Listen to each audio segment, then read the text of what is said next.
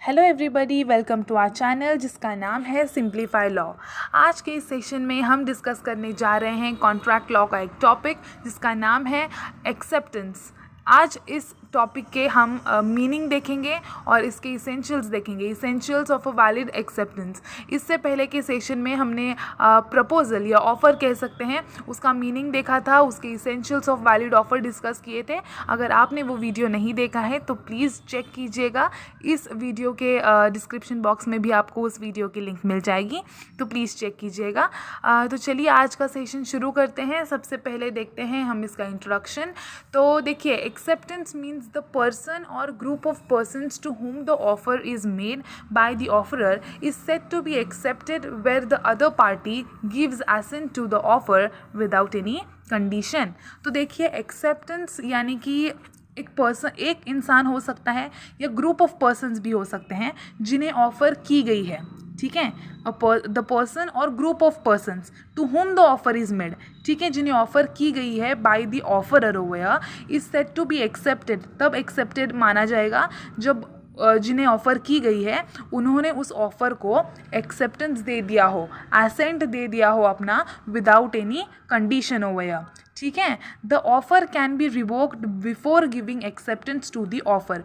ये जो ऑफ़र है आप कैंसिल कर सकते हो, रिवोक कर सकते हो, लेकिन बिफोर दी एक्सेप्टेंस, उस ऑफ़र को एक्सेप्टेंस मिलने से पहले ही आपको क्या करना है। अगर आपको कैंसिल करना है, रिवोक करना है, तो आप ऑफ़र कैंसिल रिवोक कर सकते हो, लेकिन एक्सेप्टेंस मिलने से पहले। Once the offer is accepted, एक बार ऑफ़र एक्सेप्ट हो गई, then it can not be revocable over, वो रिवोक नहीं किया जा सकता। अब देखिए, आगे देखते हैं। अकॉर्डिंग टू सेक्शन 2B, ठीक है, according to section 2B of the Indian Contract Act, देखिए, when the person to whom the proposal is made signifies his assent thereto, the proposal is said to be accepted. देखिए, जब किसी person को proposal मिला हो, ठीक है, जब किसी पर्सन को ऑफ़र मिली हो, तो जब वो इंसान उस ऑफ़र को, उस प्रपोज़ल को अपना एसेंट दे देता है, तब उस प्रपोज़ल को एक्सेप्ट किया है ऐसा माना जाएगा।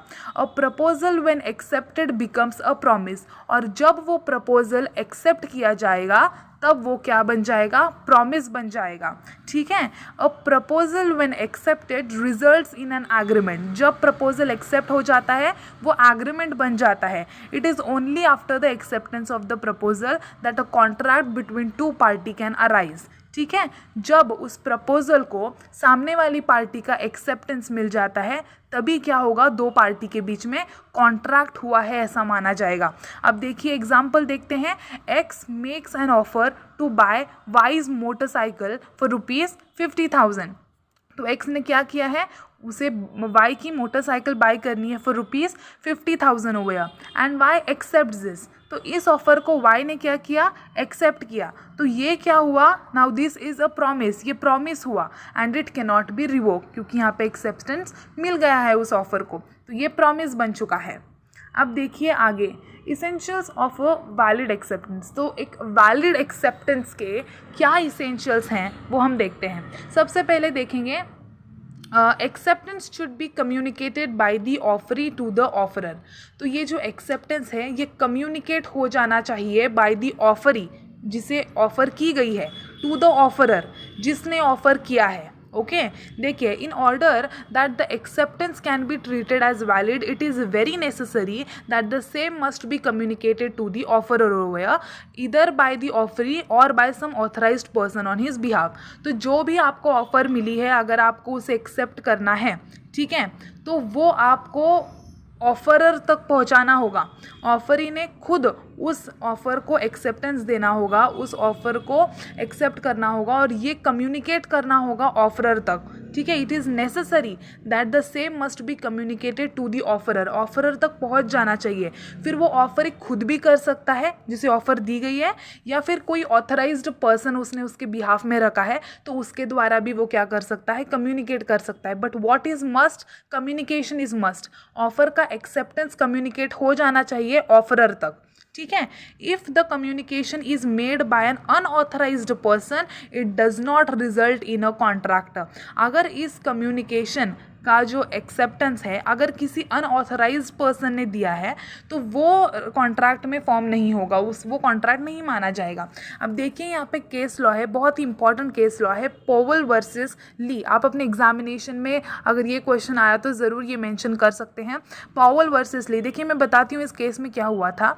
पॉवेल ये क्या है, एक कैंडिडेट है जिसने अप्लाई किया था for the post of a head master of a school, ठीक है। अब जो बोर्ड ऑफ मैनेजर्स थे जो अपॉइंट कर रहे थे, उन्होंने क्या किया, रिजोल्यूशन पास किया कि इसे सिलेक्ट करना है उस पोस्ट के लिए, ठीक है। लेकिन इस बात को, ये जो सिलेक्शन किया है, ये जो बात है, ये अभी तक कम्युनिकेट नहीं की थी किसी बोर्ड ऑफ मेंबर ने, मतलब बोर्ड ने क्या किया था, कम्युनिकेट नहीं किया था पॉवेल तक, ठीक है। अब एक मेंबर जो है बोर्ड का, जो कि ऑथराइज्ड नहीं है, उसे कोई राइट नहीं है, वो बोर्ड ऑफ मेंबर है लेकिन उसे वो ऑथराइजेशन नहीं दिया है कम्युनिकेट करने का कि वो सिलेक्ट है या नहीं सिलेक्ट।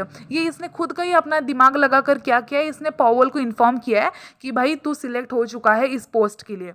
अब आगे जाकर क्या हुआ, जो बोर्ड ऑफ मेंबर्स थे, जो बोर्ड ऑफ मैनेजर्स थे, वो वापस से उन्होंने मीटिंग बुलाई और उन्होंने इस पॉवेल का अपॉइंटमेंट कैंसिल कर दिया और किसी दूसरे कैंडिडेट को, यानी कि जो पार्कर एक नाम का कैंडिडेट था, उसे पॉवेल की जगह पर क्या कर दिया, अपॉइंट कर दिया। अब आगे जाकर इस पॉवेल भाई साहब ने क्या किया, ये ली जो है, ठीक है, ये जो ली है, जो चेयरमैन है बोर्ड ऑफ मैनेजर के, उनको क्या किया, उसने सू किया for the breach of contract over.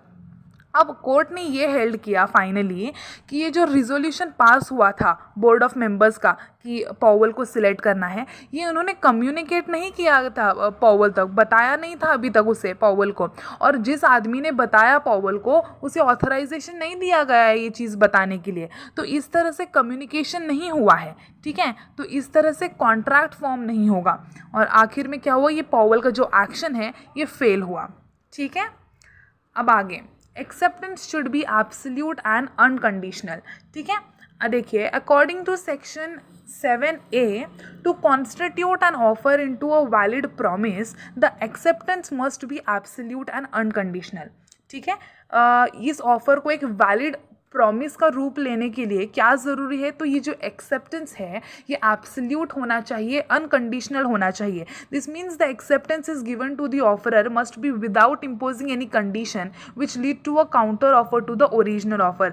मतलब क्या है, ये जो एक्सेप्टेंस है जो ऑफरर को वो देगा, वो बिना किसी कंडीशन के होना चाहिए। अगर उसने ऐसी कोई कंडीशन रखी है, कुछ उसके उस ऑफर के अगेंस्ट ऐसा कुछ बोला, तो वो क्या हो जाएगा, काउंटर ऑफर हो जाएगा to the original offer over here. तो एक्सेप्टेंस ये बिना किसी कंडीशन का होना चाहिए। जो ऑफर रखी गई है वो पूरे उसके टर्म्स एंड कंडीशंस के अकॉर्डिंग आपको एक्सेप्ट करना है, वो आपके खुद के अलग से कंडीशंस आप नहीं रख सकते हो। In simple words, to constitute a valid contract, the acceptance of the offer is being given without making any condition. तो कैसा होना चाहिए, विदाउट गिविंग एनी कंडीशंस होना चाहिए। अब देखिए, हाइड वर्सेस व्रेंच की एक केस है, इसके अंदर देखिए ऑफर हुआ है बाय ए टू बी, ठीक है, for the sale of what, a farmer for 1000 pounds. A क्या कर रहा है, ए टू बी, उसने ऑफर किया है, ए ने बी को, कि for the sale of a farm for 1000 pounds हो गया। अब बी ने क्या किया, इस ऑफ़र को रिजेक्ट किया और कहा कि 950 पाउंड्स में मुझे ये आपका फॉर्म खरीद सकता हूँ मैं, मुझे चाहिए। तो इसे ए ने क्या किया, ठुकरा दिया, उसने डिसएग्री कर दिया। अब आगे जाकर बी ने क्या किया कि ठीक है तुमने 1000 पाउंड्स बोला था फार्म के लिए, मैं तैयार हूँ लेने के लिए। अब ए ने क्या किया, उस ऑफ़र को ठुकरा दिया, ठीक है, क्योंकि क्या हुआ था, उसने जब ऑफ़र रखी थी 1000 पाउंड्स की, तब बी ने 950 बोल के उस ऑफ़र को ठुकरा दिया था, या फिर काउंटर ऑफ़र की थी, हम ऐसे कह सकते हैं। अब आगे जाकर आप पहले वाली ऑफ़र को वापस से मांग रहे हो, तो अब ए क्या हुआ, वो खुद ऑफ़र ही बन गया और ऑफ़र के पास पूरा राइट है कि उसे वो एक्सेप्ट करना है या नहीं है। तो ए ने क्या किया, रिजेक्ट किया। बी स्यू करता है ए को, ये कह के कि हमारा कॉन्ट्रैक्ट हुआ था एक और मेरा, और वो ए क्या है, बाउंड है। तो ये हेल्ड हुआ by the court that B has once rejected as offer by his counter offer to pay 950 pounds over here, and this made the original offer to lapse, and therefore no contract had resulted in this case हो गया। तो इस तरह से आपके कोई conditions अगर आप ऐसे रखोगे तो वो क्या हो जाएगा, काउंटर ऑफर हो जाएगा, और जो भी ओरिजिनल ऑफर हो जाएगी वो लैप्स से हो जाएगी। इसलिए अच्छी बात यही है कि अगर आपको अच्छे लग रहे हैं टर्म्स एंड कंडीशंस जो भी, तो आप उसे एक्सेप्ट कर दो अच्छे से। ओके। अब आगे देखते हैं, acceptance should be expressed in usual और प्रिस्क्राइब्ड मैनर वे। अब देखिए, according to section 7 clause 2, the acceptance must be expressed in some usual and reasonable manner unless the proposal prescribed the manner in which it is to be accepted। मतलब अगर contract में जब तक ऐसी कोई prescribed manner में acceptance चाहिए ऐसा नहीं बताया है, तब तक आप क्या कर सकते हो, यूजुअल रीजनेबल आपको जैसे चाहिए वैसे आप एक्सेप्टेंस दे सकते हो उस ऑफर के लिए।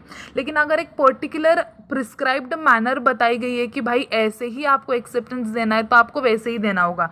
देखिए आगे, if the proposal prescribes any particular manner of acceptance, then the acceptance must be made in that manner only, otherwise it does not arise a valid acceptance। जिस मैनर, अगर कॉन्ट्रैक्ट में बताया है, प्रिस्क्राइब्ड मैनर बताई है कि आपको ऐसे ही एक्सेप्टेंस देना है तो ऐसे ही देना होगा। अगर आप अपना दिमाग चलाकर किसी और तरीके से अगर दे रहे हो एक्सेप्टेंस तो वो कॉन्ट्रैक्ट नहीं होगा। देखिए example, X offers to sell 500 quintals of wheat for ₹400 per quintal to Y। तो X ने ऑफर किया 500 क्विंटल ऑफ वीट वो सेल करेगा for ₹400 per quintal over to Y। Y to send is acceptance by post. देखिए prescribed manner बताया गया है कि पोस्ट से आपको अपना एक्सेप्टेंस देना है कि आपको खरीदना है या नहीं खरीदना है। अब Y ने क्या किया, टेलीफोन किया है X को एक्सेप्टिंग द ऑफर। X ने फिर भी इंसिस्ट किया है कि acceptance should be send by post only, लेकिन उसने क्या किया है, टेलीफोन किया है। तो in such a case telephone conversation would not create a contract over. तो अगर नहीं बताया है तो ठीक है, अकॉर्डिंग टू यू जैसे आपको देना है आप दे दो यूजुअल एंड रीजनेबल मैनर में। बट इफ़ उन्होंने बताई है एक चीज़ एक प्रिस्क्राइब मैनर में एक्सेप्टेंस कैसे करना है तो आपको वैसा ही करना होगा। अब देखिए आगे, acceptance should be made while the offer is still subsisting. ठीक है, एक्सेप्टेंस आपको कब तक देना है, जब तक ऑफर है। ठीक है, देखिए the offerer is free to withdraw the offer any time.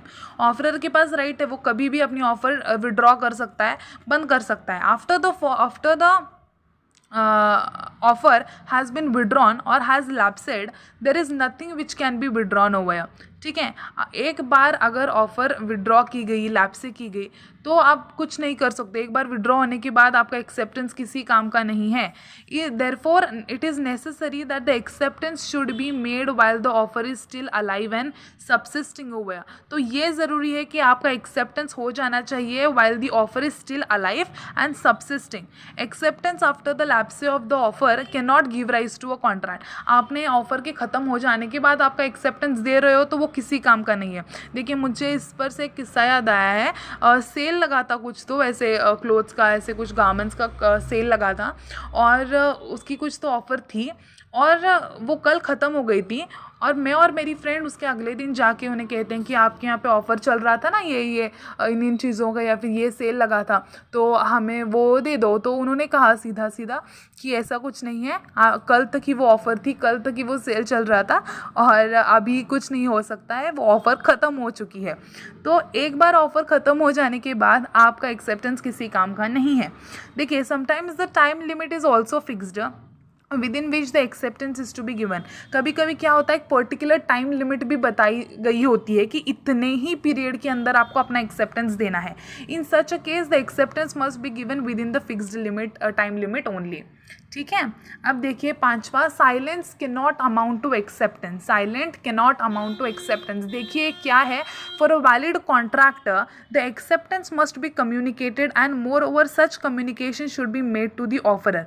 ठीक है, वैलिड कॉन्ट्रैक्ट के लिए एक्सेप्टेंस ज़रूरी है और ये एक्सेप्टेंस ऑफरर तक हो जाना चाहिए। देखिए if I decide to accept your offer but do not communicate my acceptance to you. ठीक है, अगर मैंने डिसाइड किया आपकी ऑफ़र एक्सेप्ट करनी है लेकिन मैंने कम्युनिकेट नहीं किया है उस बात को, और after having decided to accept your offer I tell my intention to my servant or somebody else, हाँ that can not arise to a contract over. मैंने एक्सेप्ट किया है, दिमाग में इंटेंशन बना लिया है कि इस ऑफर को मैंने एक्सेप्ट करना है, लेकिन ये बात मैंने मेरे सर्वेंट को बताई है या फिर किसी और को बताई है, तो वो कॉन्ट्रैक्ट नहीं होगा। आपको उस बात का जो भी आपका इंटेंशन है आपको और आपको एक्सेप्ट करना है तो वो आपको ऑफर तक ही पहुंचाना होगा। ऐसे आप चुप बैठ नहीं सकते हो, यहाँ पे आप सर्वेंट को या फिर किसी और को नहीं बता सकते हो, वो नहीं होगा कॉन्ट्रैक्ट। फॉर एग्जाम्पल देखिए, A makes an offer to buy 20 car for ₹5 lakh. तो ए ने क्या किया है, ऑफर किया है to buy 20 car for 5 lakh हो गया. Now B in his mind thinks and accept the offer. उसने क्या किया है, दिमाग में अपना बना लिया है, ठीक है मुझे एक्सेप्ट करनी है offer, but does not communicate with the offeror. उसने क्या किया, कम्युनिकेट नहीं किया है उस बात को ऑफरर तक. तो does this amount to valid acceptance? Answer is no, नहीं होगा. आपको एक्सेप्ट कर, आपने किया है एक्सेप्ट उस ऑफर को, तो बताइए ऑफरर को, ठीक है. अब यहाँ पे एक केस लॉ है, फेल्ट हाउस वर्सेस बिंडले, बहुत ही इंपॉर्टेंट केस लॉ है, ज़रूर मेंशन कीजिएगा. देखिए इसमें क्या हुआ था, फेल्ट हाउस जो है इसने क्या कहता है, अपना जो नेपिव है, उसका जो नेपिव था उसे ये किया था, लेटर से कहा था, एक ऑफ़र दी थी कि जो तुम्हारा एक हॉर्स है वो मुझे लेना है, I want two by it. और अगर तुमने उस मतलब इस लेटर का जवाब नहीं दिया या फिर एक्सेप्टेंस नहीं पहुंचाया मुझ तक, तो मैं ये मान लूँगा कि तुम्हारा एक्सेप्टेंस ही है और वो हॉर्स मेरा हो जाएगा, मैं उस हॉर्स का मालक हो जाऊँगा. तो उस लेटर पर उसका जो नेप्यू था उसने रिप्लाई नहीं किया उस लेटर को, लेकिन उसने उसके ऑक्शनर जो भी वो कर रहा था, बेचने वाला था या हॉर्स वगैरह जो भी, तो उसने ऑक्शनर को बोल दिया, जिसका नाम बिंडले था, ठीक है, ऑक्शनर को बोल दिया कि उसे वो हॉर्स नहीं बेचना है, उसे वो हॉर्स को रिजर्व रखना है फॉर हिज अंकल ओवर. तो ये बिंडले ने क्या किया, आगे जाकर इसने अनइंटेंशनली आगे जाकर उस हॉर्स को बेच दिया टू समबडी एल्स. फिर इस फेल्ट हाउस ने क्या किया, बिंडले को सू किया for the with in the मतलब टॉर्ट ऑफ कन्वर्जन हो गया. उसने कहा कि ये हॉर्स मेरा है, मैं इस हॉर्स का मालक हूँ, और इसने क्या किया है, उस हॉर्स को बेच दिया है. तो आगे जाकर ये हेल्ड हुआ कि जो भी मतलब ये ओनर नेपियो ही है, उसने उसके ऑफ़र का जो भी एक्सेप्टेंस है वो अभी तक फेल्ट हाउस तक पहुंचाया नहीं है या कम्युनिकेट नहीं है किया है. तो इसका मतलब कोई कॉन्ट्रैक्ट फॉर्म नहीं हुआ है, अब तक ये फेल्ट हाउस उसका मालक नहीं बना है, क्योंकि इसने कम्युनिकेट ही नहीं किया है ना नेपियो ने उसे कि हाँ ठीक है तुम ले सकते हो, ऐसे कम्युनिकेट ही नहीं किया है. उसने उसके ऑक्शनर को बोला था रिजर्व रखने के लिए. तो इस तरह से क्या हुआ, it was held that no contract for the house between the complainant and his nephew has been created, ठीक है. There had not been an acceptance of the offer over. और ये जो साइलेंस है, ये नेपियो ने कुछ बताया नहीं है जो फेल्ट हाउस को, तो this silence does not amount to an acceptance over, ठीक है, and an obligation can not be imposed by another person over. तो इस तरह से ये क्रिएट हुआ कि silent, mere silence can not amount to acceptance. Acceptance जो भी है आपका कम्युनिकेट हो जाना चाहिए टू दी ऑफरर होया. तो इस तरह से ये 5 वैलिड इसेंशियल्स है for a valid acceptance. I hope आपको ये वीडियो समझ आ गया होगा, मीनिंग क्या है एक्सेप्टेंस मतलब क्या है, इसके इसेंशियल्स क्या है of a valid acceptance. I hope आपको समझ आए होंगे. अगर आपको ये वीडियो अच्छा लगा हो, अगर आपको ये सेशन समझ आया हो, तो प्लीज़ इस वीडियो को लाइक कीजिए, कमेंट कीजिए, शेयर कीजिए इस वीडियो को, ताकि आपके फ्रेंड्स को भी इसकी हेल्प मिल सके. प्लीज़ इस चैनल को सब्सक्राइब करना ना भूलें, चैनल को सब्सक्राइब कर दीजिए, बेल आइकन प्रेस कर दीजिए, ताकि आने वाले वीडियोस के नोटिफिकेशंस आप तक पहुँचें. Thank you so much.